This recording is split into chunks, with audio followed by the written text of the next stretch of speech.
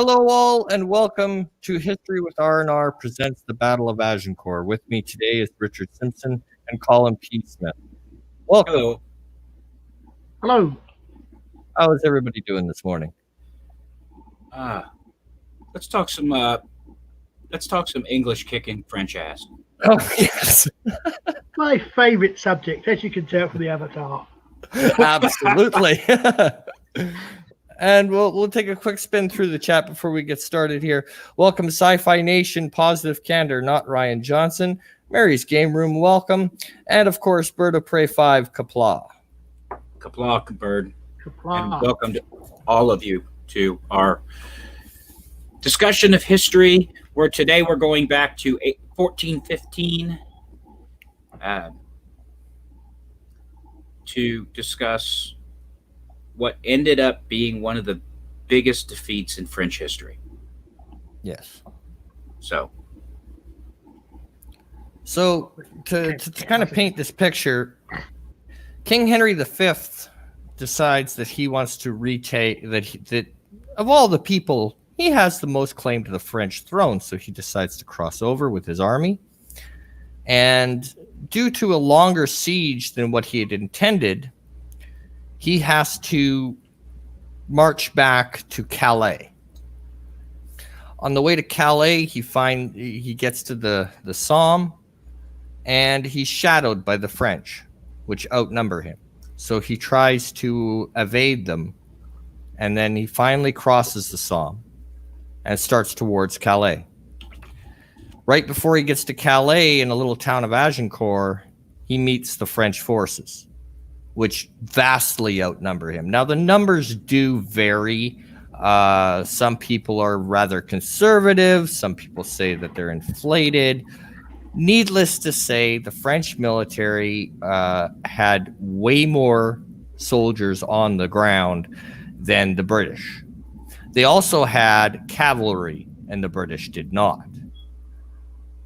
The British also at this time are very, very hungry. Many have dysentery. Can I make a correct me if I'm wrong? We're not talking the British. We're just basically talking the English, because English. Yeah. As I recall, at that point in time, the Scottish were allied with France. Well, they were. It was England. It was basically England and Wales. Yeah. Right. But yeah, Scotland was still independent. Yeah. So we'll say the English. Yes. So the English were tired. They'd been marching. They long since ran out of supplies, and this was make or break. There was no going back. There was only going forward. So the battle commenced. The battle lines are drawn. Now the French the French and the English armies are two separate armies in more than just numbers. The English side had a very, very strict command structure, and these were seasoned troops. So there was a chain of command on the English side. On the French side, there was a chain of command, but the problem was it was filled with nobles who believed that they knew better than, well, anybody.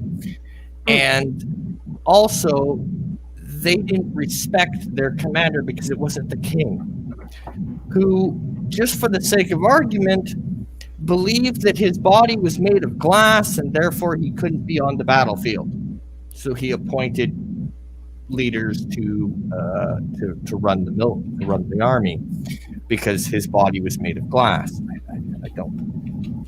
I don't know, but that's what it says. And I checked 4 different sources, and they all said that the French king at the time believed his body was made of glass. Don't ask. I don't know. The wine must have been stronger back then. I don't know. But anyway. So the noblemen at the time on the French side were less about fighting as a team, but fighting as an individual. So on the battlefield, they wanted the most glory, not for the army or for the king, but for themselves. And this was what chivalry was at the time. Chivalry was not holding the door open for a maiden. Chivalry was very individualistic thinking, which later on, as we get into the battle, you will find that this is their downfall. The other downfall is the French are very, very, very, very, very convinced they're going to win this one. So much so that the night before the battle, while the English are prepping and an order of absolute silence on the English camp has been given, the French are getting drunk and partying for the most part. Now, before we open this up, I'm gonna basically put it this way: the French commander had a plan, and his plan was a very sound one, and that was that head-on collisions with cavalry was not working. So what he was going to do is he was going to have the French cavalry, attack King Henry V's archers from the flank. The problem is the battlefield in which they find them fighting has two tree lines on either side, which completely changed the battle plan because you couldn't get at the flanks because of the tree line. So it was a flawed battle plan going into it to begin with. The other problem is the ground that separated the two armies was very moist. It was very muddy and not good for riding horses. But, of course, the French did not survey the battlefield beforehand because they were too busy partying to actually prep for battle, because as far as they were concerned, this was going to be a walk in the park. So I'll let Doom and Colin speak for a little bit, and then we'll get back to it. What I have gathered from the Battle of Agincourt, as I have studied history over the years, it has always been the English were on their heels. They were trying to get back to a place of safety. And the French just kept harassing them. And again, they like Robert said, they thought they would win. They were convinced they were going to win. The English stood their ground, introduced long range weaponry such as that the Avatar of Colin P. And the French learned that their age of chivalry, what they believed to be chivalry, was dead on that battlefield. Is that a good way of putting it, Colin? Yep. And Colin, I'd kind of like you to explain just because I mean the French, they had the crossbow and normal archers. Maybe go into and explain just how revolutionary and deadly the crossbow was. Not the crossbow, the longbow. Sorry, the game changer. The longbow. The cross. Sorry, on a second. That was on a second. I think I might have shared the wrong screen here. On a second. Basically, I've been doing reenactment for a few years now. I'm not anywhere near as well practiced as I would like to be. I can get on a good day 10 arrows in the air in a minute. That's about it. We reckon. I happen to know one of my reenactment groups is a chap who's got 2 Guinness World Records. And 12 arrows in a target in a minute and 11 arrows at one go on a bow. We reckon 12 to 15 arrows a minute from a medieval archer. You've got to remember, to be quite fair, It's actually the Welsh longbow. The Welsh gave the English a lot of trouble with the bow. When we pacified Wales, we did what the English are so good at doing. We thought, oh, this is a great plan, we'll have this. We took it in. Proverbially, every yeoman, every peasant on his 6th birthday, Daddy took him down to the butt by the church, gave him his first longbow, and he practiced. Yes, because in England it was, it was almost law that every Sunday you had to shoot at a target. It was. You had to do archery on a Sunday after Mass. And then the other thing, too, is a longbowman, if he couldn't put 10 arrows in the air on target in a minute, he wasn't fit for combat. So at 10 arrows a minute, you're just at the acceptable level to be part of the bowman. Yeah, and you've also got to remember that by the time let's do the maths to make it easy. If you're 16, you've been practicing this for 10 years, you are very, very good. Longbowmen, especially at the time, by the time I get to Agincourt, were professionals and they were well paid, comparatively well paid. My bow is £45 pull. That is the pull from my left arm outstretched to my right hand holding the string with my thumb back to my ear. That's full draw of a longbow. It's called a longbow, incidentally, because it's longer than I am. That's a simple definition of a longbow. Rather than a short bow, of course, a longbow, one straight piece of wood, taller than me, taller than the archer. Yes, and your typical medieval or during this time longbow would be an 80-pound pull to a 100-pound pull, depending. Yes, I think if I'm right, 70 to 80 pounds is what counts as a war bow. Yeah, so and there was more than that. And not only that, but the English had devised a very special tip for the arrow that was designed to go through armor. Yes, designed to puncture the armor. And they would wait till they were like 50 feet and then just start pelting them like a machine gun. The longbow was comparative to the machine gun later on in history. I mean, we're definitely getting onto my area here because this is the kind of thing I talk about at shows. I haven't done a show in over a year because of the yes. I've actually got some arrowheads. Which we show, you can literally see how the arms races develop. You've got arrows that will go through cloth, leather, then chain starts coming in and mail starts coming in, and we've got bodkin heads which are designed to actually go through and break.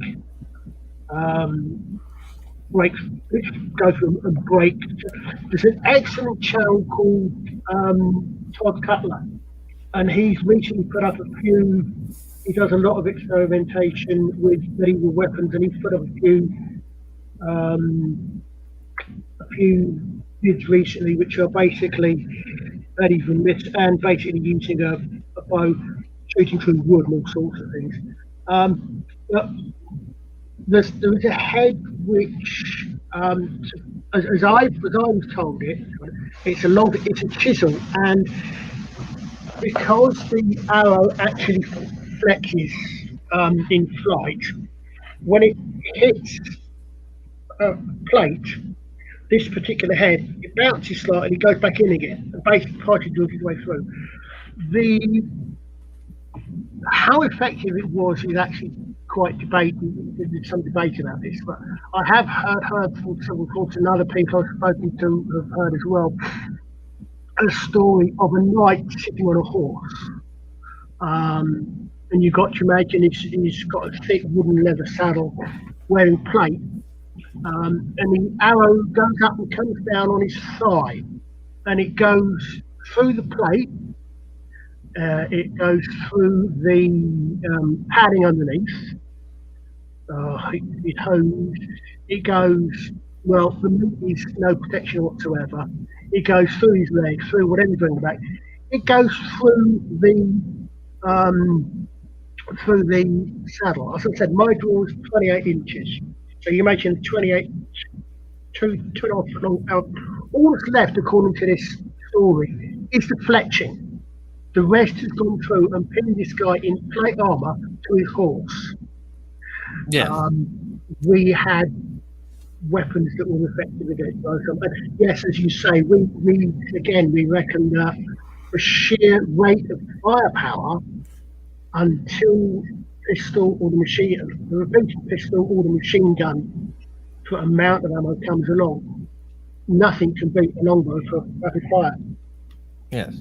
So the English and the French line up, and as you see on this picture, but first they line up and they stare at each other for 4 hours. They don't do anything for 4 hours. They stare at each other on opposite ends of the field. They stare at each other, and then King Henry V decides, screw this.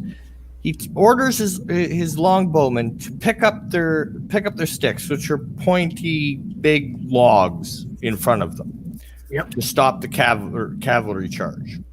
Okay, pick up sticks and move. So they advance forward, so that they're with 200 yards of the French, and then drop sticks again. So they rebury them into the ground at a 45-degree angle, so that they could pierce any horse that came forward.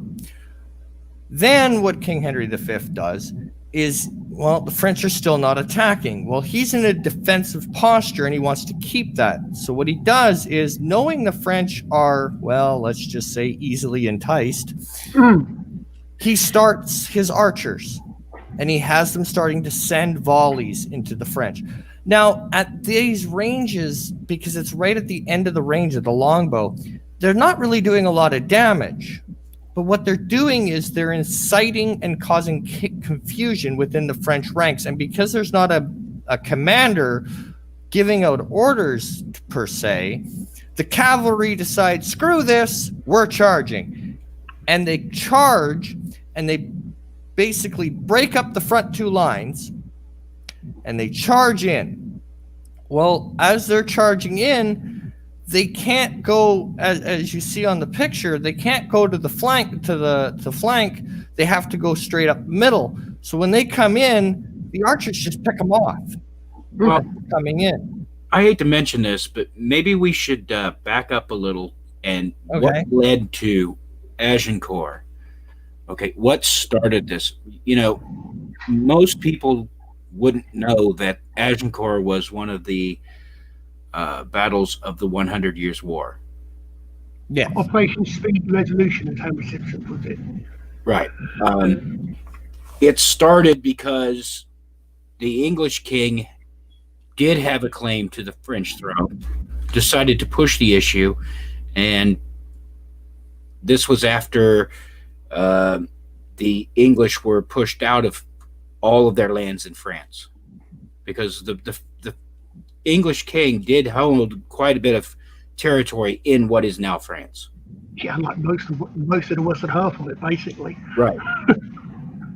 And King John lost it all. Yes, because he's an idiot. As was pointed out by several history channels and by a note that I got from Colin P., John wasn't called Lackland for nothing. Yeah. But and the 100 Years' War was because the nobles in England were kind of upset that they lost their lands in France. It just tad. It starts when you get Philip II, Philip the Bell, has he doesn't have any sons. He has a daughter, and his daughter, Isabella, marries Edward II. They have a son who will become Edward III. When the French king dies, still without male heirs, the French decide, we do not wish to become English, we are French. And they come up with this thing called the Salic Law, which basically says, sorry, you're a girl, you don't count. Yep. I can imagine what sort of thing a lot of people these days would do if they heard that. And I'd actually agree with them for once. But they come up with this idea. Edward III decides, I should say, to push his claim. When we get Cressy, we get Poitiers, and we get Sluis. In fact, Sluis, the naval battle, which both people are thinking about. But yeah, as you said, that starts what's known as the 100 Years' War. And one battle after another, which, let's face it, the English weren't doing well in the 100 Years' War. They accomplished very little. So by the time we got to Agincourt, the English were on their, the English were there to try and, not lose. Yeah, basically. And the Battle of Agincourt ended up being, because of the way the French were, one of the few English victories of the entire war. The thing is, when we had victories, they were big ones. I said, Cressy. Right. I think it was Cressy. I think more people were killed in the Battle of Cressy than in the first hour of Cressy, in the first day of the Somme, or something like that. The figures are appalling. Interestingly, in fact, the Battle of Cressy, the Black Prince, actually, the reason the Prince of Wales is not heraldry, his flag is 3 ostrich feathers, and his motto is German, is that Edward III, the Black Prince, Prince of Wales, actually took that from the King of Bohemia, who charged into battle, although he was blind, and as a matter of respect for the code of this man, he adopted that symbol of Wales, of Prince of Wales. Poitiers, we went one better. We captured the French king. Yes. After that, it didn't go, as you say, it didn't go quite so well. And the English were, like I had mentioned earlier, running for their lives at this point. Yes. They needed something to, what started as an effort to harry the troops of France to give them escape time, turned into a major victory for the English. Is that a good way of putting it, Colin? Yeah.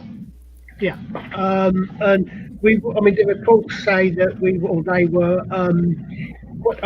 You have to remember what medieval clothes was a little bit different from ours. It's not that clear from my avatar, but they say that we had a hope when they were the hose around their legs and no brace, so that they could on the run, almost literally. She said that I think 22 days was a false march on 8 days worth of rations, if I remember right, and he said running literally dysentery. They were probably kind of glad to actually stop. Yes. When they had to. And the major thing with Agincourt was not only did the English show off the Welsh longbow in all its gory glory, the English also, I hate to say it, but as the battle was winding down or as the battle was continuing, either way you look at it, another thing that signaled the end of chivalry was the way they treated the French prisoners. Well, yes, and actually, what ends up happening, from what I've been able to gather from researching for this live stream, is King Henry V. They're starting to win, but King Henry V gets word that another French cavalry unit is going to be charging in, and then that there's also an attack to his rear. Yeah, And they attack what his ends up baggage train. They attack his baggage train, which basically is a no-no. Yes, so they're attacking the baggage train, and he's gotten reports that this other cavalry is going to be charging in. So he's going to have a battle on two fronts. So he immediately realizes, I need every soldier I can muster right now. So I can't have soldiers guarding prisoners.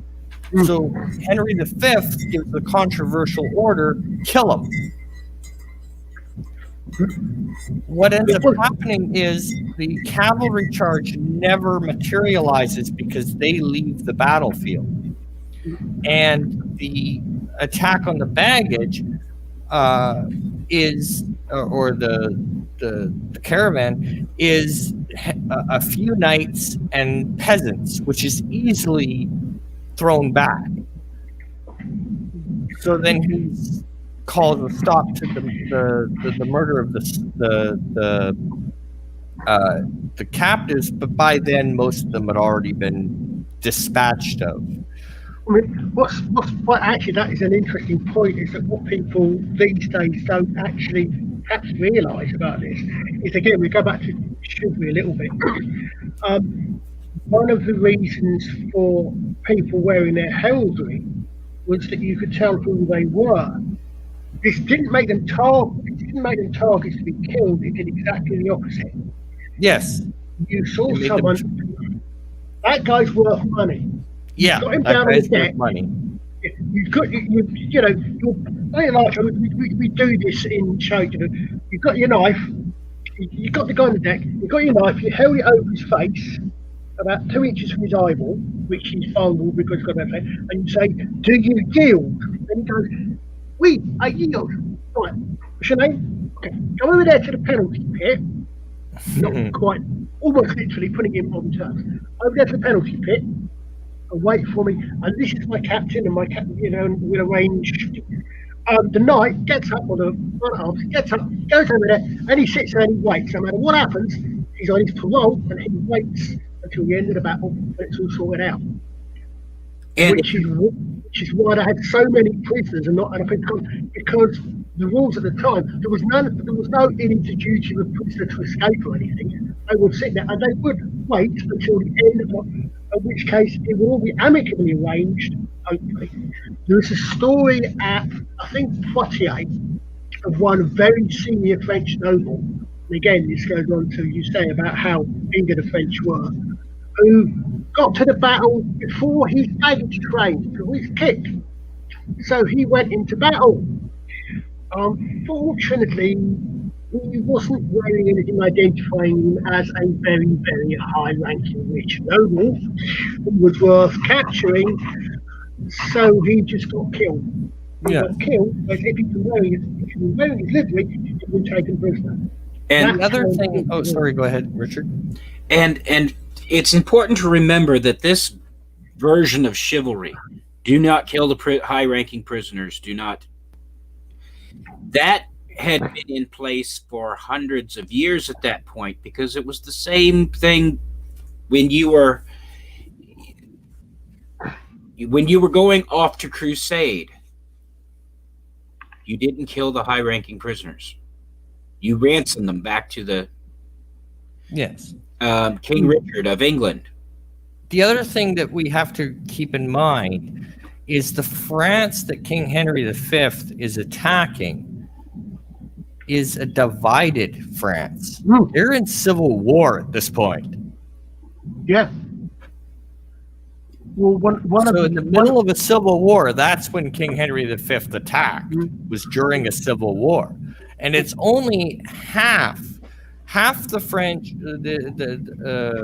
one half, the two warring factions, one faction sat this out.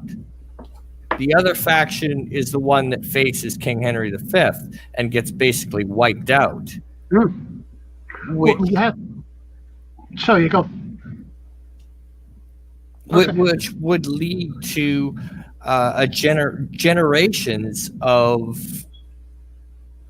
French noble issues, because a lot of these noblemen that were of this sect of France got wiped out in this battle.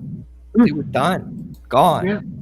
Whole family lines were toast because of this thing, and it took generations to rebuild. This wasn't something where they battle and then the next day they, within a couple of years they rebuild their ranks.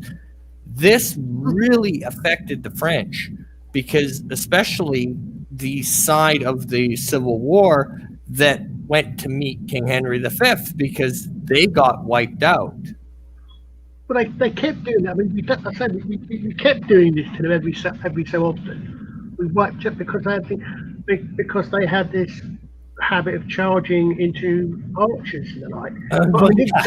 They did have a bad habit of doing that. Yes, they did. The Civil War thing is what I mean. A lot of people, but most people listening to this, having interest in this, will probably be aware of a certain French peasant girl. Yes. Now, what a lot of people don't necessarily know, and I know this is going a little bit ahead of what you said, goes back to what you said about the Civil War, is that two things were quite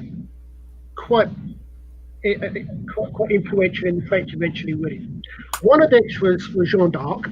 The other was the fact that eventually the Burgundians, who were on our side, changed sides.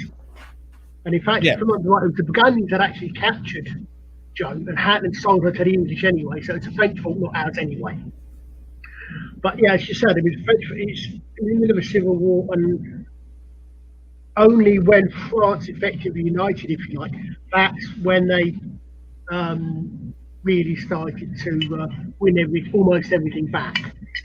Until by Henry VIII's day, all we've got is Calais. Right.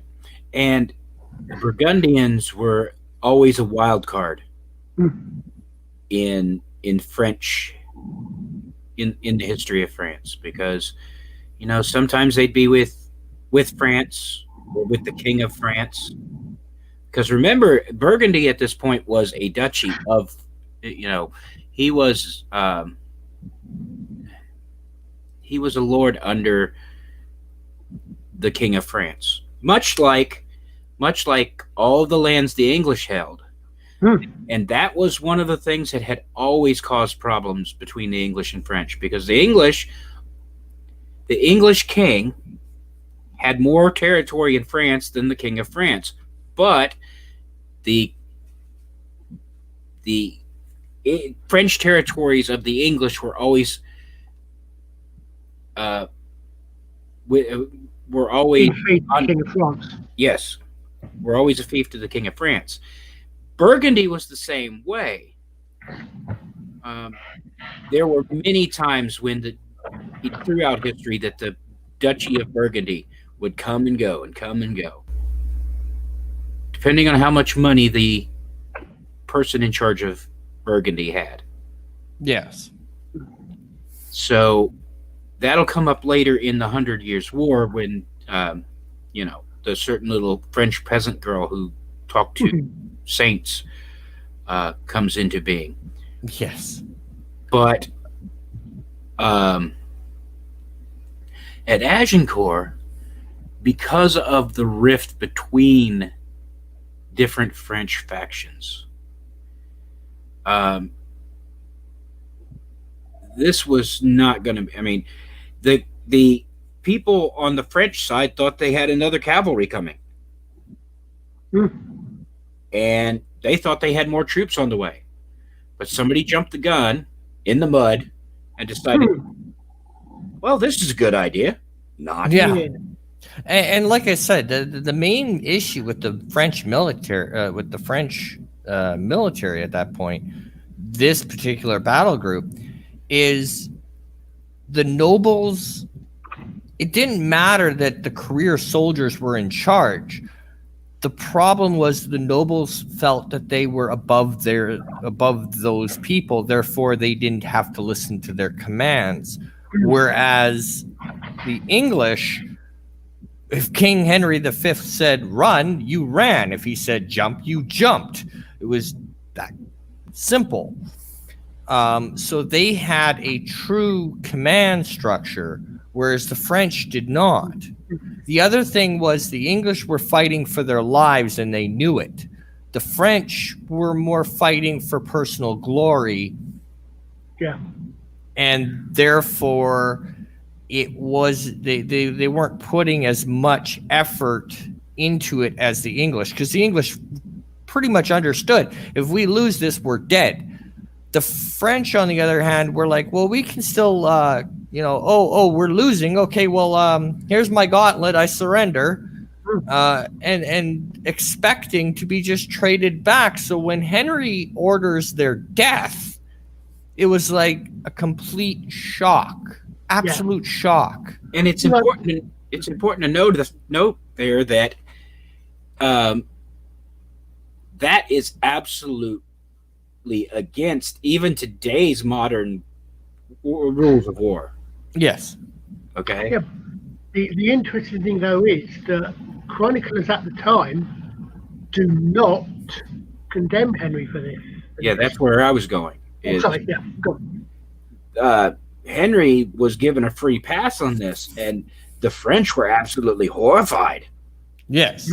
Because those weren't the rules that they, been fighting. Yeah, this wasn't the game we came to play. What the hell? Right. And coming out of this, the French really learned that a lot of their way of doing battle was now done. The days of the heavy infantrymen, like the heavy armor, was gone. That was a day long since gone. This was no longer going to work on a modern battlefield unless you had archers backing them up, because otherwise they were just too slow, and by the time they got to the lines, they were already picked apart by the archers. Something we were discussing here, and I'm sorry, I was looking in the chat. Eastland Burkholder says, would it be unfair to call the Burgundians people who sold their loyalty but did not stay bought? I think so. Yeah, pretty well. Yeah.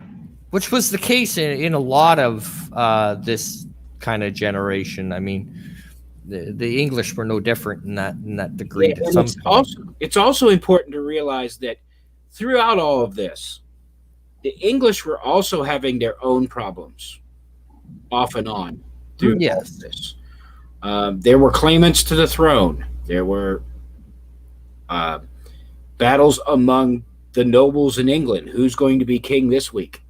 Yeah, pretty much. Well, what I hadn't realised until a few years ago, in fact, in 2015 was an interesting year for the British, because it was the 800th anniversary of Magna Carta. Yep. The 600th of Agincourt and the 200th of Waterloo. Yes. But we actually did a show. My reenactment group actually did a show. One of our guys actually was Henry V, played Henry V, and in fact, some of this was filmed at actually the University of Portsmouth made an online series of lecture. But what I hadn't realised, at Portchester Castle, which is where they actually left from, there was actually a plot against Henry V, which obviously was defeated. Took place around there, just before he left for Harfleur. So, as you said, it wasn't all. It wasn't roses and dandelions either. No, realize that the two of those events, the Magna Carta and Agincourt, are related directly, because it was King John was forced to sign the Magna Carta, and then ran to the Pope saying, "This is not fair. Annul this." So it was King John and his loss of all the lands and his, what is it? Tyranny would be a good word for it, Colin? Insanity would be a good one. Yeah. Stupidity? Stupidity, definitely.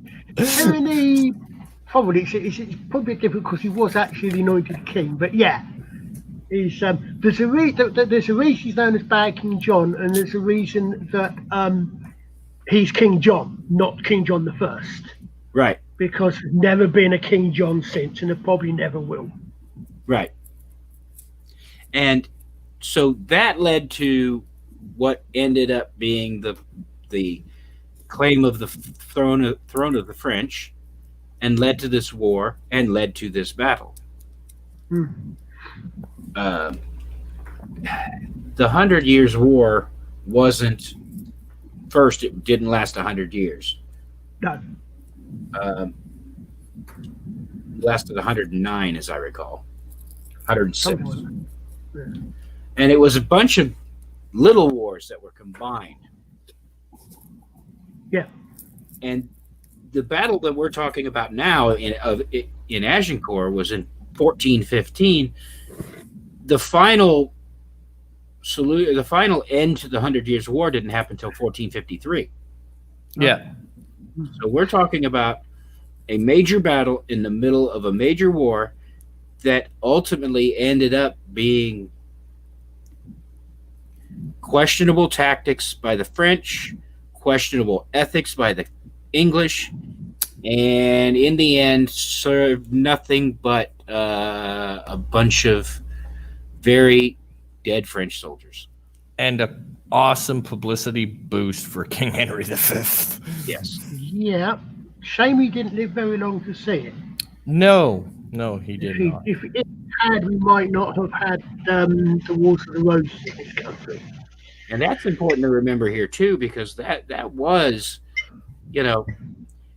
the part of the 100 Years' War was the War of the Roses. Yeah. They were going on at the same time, and most people don't realize the War of the Roses was basically an English Civil War. Yeah. Well, that's why I say what we call the English Civil War. I call at least the Third English Civil War. Yes. Because we had the anarchy when you had Stephen and Matilda. We had the Wars of the Roses, and then we had Parliament versus the King in the Civil War. Yes. So, the dispute of the monarchy was not only a French construct. They had more problems in England than they had in France trying to figure this out. Yes. I think the interesting thing is, I mean, the importance of Agincourt, I think, more than anything else. Interestingly, is, as you said, I mean, the figures, when you consider, I mean, the best sort of figures that I could see were approximately 6,000 to 8,000 English, most of whom were archers, and 14,000 to 15,000 French, plus up to 10,000 armed servants. So you're talking a minimum, at the very least, the English were outnumbered 2 to 1. Yes. The results, the scores on the doors: English casualties up to 600. Yes, versus thousands for the French. 1,000 French. Yes. Literally 10 times as many. Plus a load captured as well. So the word slaughter comes to mind. Yeah. That's somebody brought a knife to a gunfight. But with that, I think we'll close this down. So I'll Richard, do you have anything coming up on your other channel that you want to promote? Just my radio shows and the short attention span theater that's coming up on Sunday night, Monday morning. Okay. And Colin, do you have anything coming up? Any appearances, anything like that? Not at the moment. Hopefully at some point I'll manage to get some time with the Valkyries to finish off our King Arthur stream. Yes. With I know Jeff's generational Jefe is eager to do that as well. but that's about all I've actually got coming on at the moment. Okay. And here on History with R&R, we will have on Friday our third installment of Mussolini. And then next Tuesday, we will have the end of World War One radio show, which is going to be something really, really good. I think you will all enjoy it. And with special guests this time. yes, special guests. And there will be some inside baseball. So I hope that you all catch it. And I want to thank everybody in the chat for coming. I want to thank everybody for continuing to support our channel. It is growing, and I really, really am excited about this. And I'm really overwhelmed with the support, especially for the radio show. Thank you all. And until next time, take her easy. And I am Richard Simpson. Thank you and good night. Thank you for having me on. Absolutely, anytime. Have a good one, folks.